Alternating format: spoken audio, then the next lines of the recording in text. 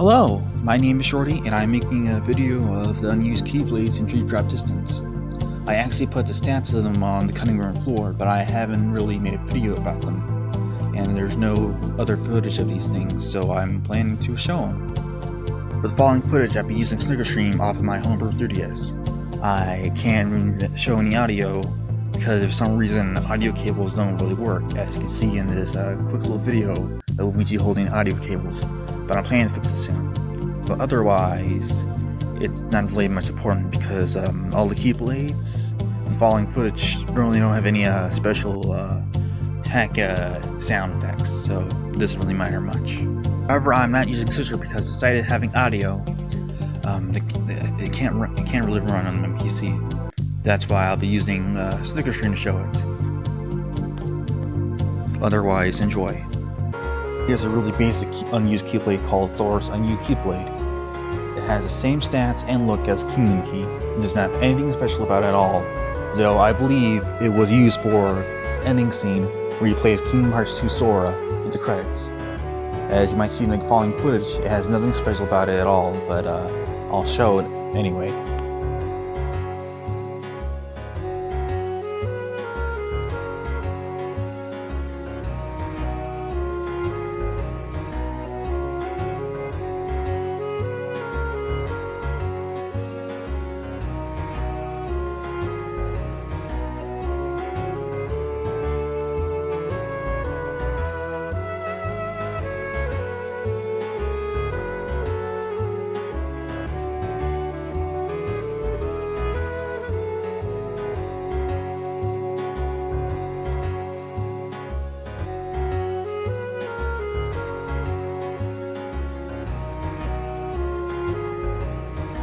But here's something a bit more interesting.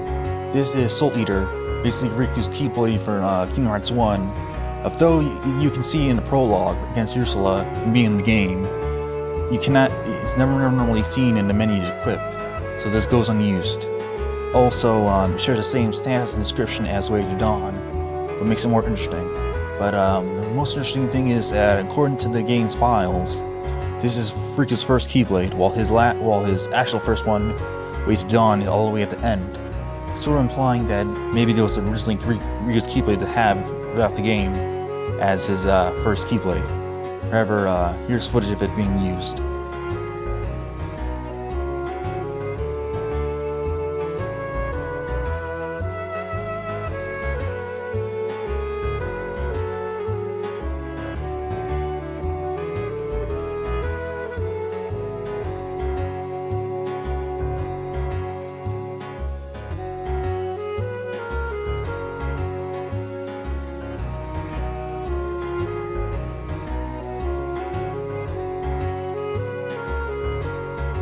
Here's something really interesting.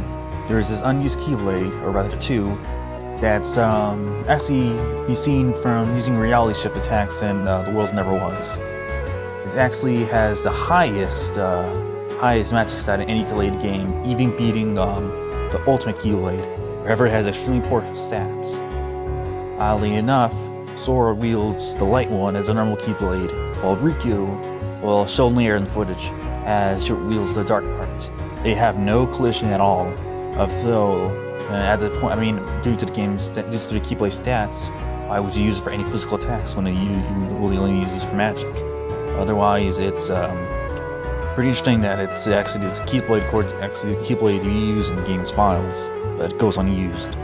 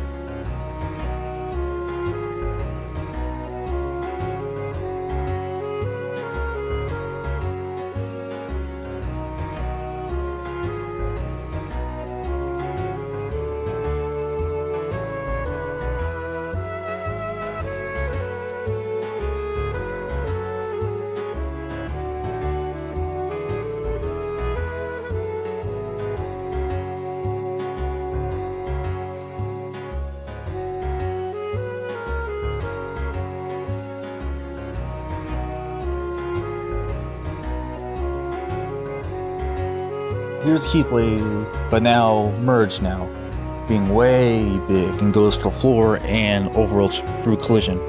However, unlike the other one, which had no collision, this one does, but only a tip. So you have to be careful when hitting your enemies in order to cause damage. Forever, you average no point when it has extremely poor attack stat compared to other Keyblades, which also I'll be only showing sword use because it's the same thing for Riku. So here you go with me trying to beat enemies with it.